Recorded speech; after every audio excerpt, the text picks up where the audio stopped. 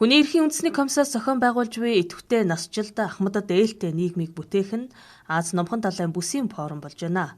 Ахмад наснуудад тулгарч буй асуудлыг хэлэлцэж туршлага хуваалцсан, тэдний эрхийн хэрэгжилтийг хангах, эрх зүйн орчныг сайжруулах үндсэн зорилгын хүрээнд санал солилцож хэлэлцүүлэг өрнүүлж байна.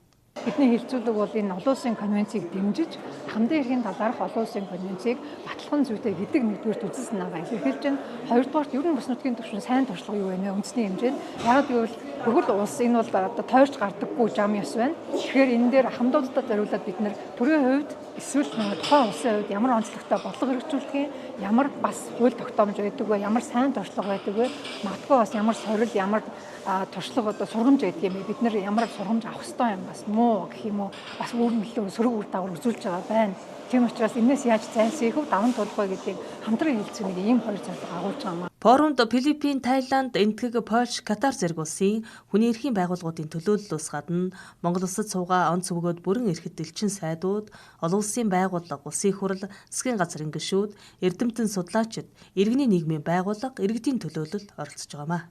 Тэгэхээр Монголд бол 180 гаруй мянган ахмад насны хөдөлмөр эрхлэх сонирхолтой, чадвартай гэсэн одоо ийм судалгаа хамтын байгууллагаас гарсан.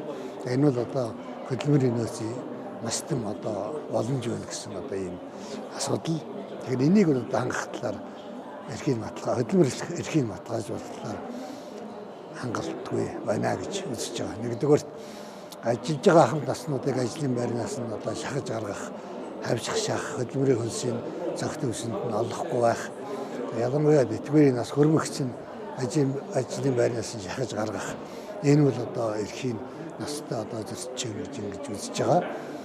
За саяхан одоо ахмад насныг ажилуулах чиглэлээр 50-аас дээш ажилчинтай байгууллага бол 2% нь одоо ахмад насны ажиллаж явах хэрэгтэй гэж хууль гаргачихлаа. Тэгэхээр энэ бол ахмадуудын одоо хөдөлмөрлөх эрхийг дэмжиж байгаа маш чухал асуудал.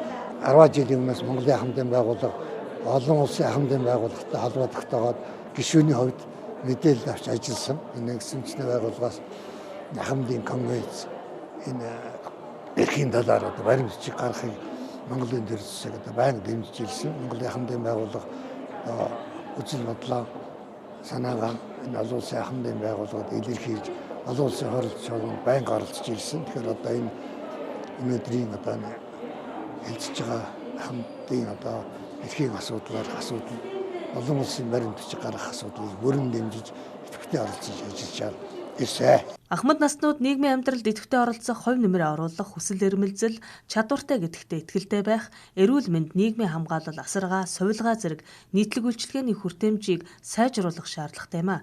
Тиймээс ахмад насны амьдралын чанар, эрхийн асуудал хөндөгдөж байгаа энэ цаг үед улс орнуудын хамтын ажиллагаа чухал болохыг зохион байгуулагчид онцолж байна. Нас ахих тусам хэний ч эрх бүдгэрхгүй хүн болгон одоо жам ясаараа нас ахин тийм үү.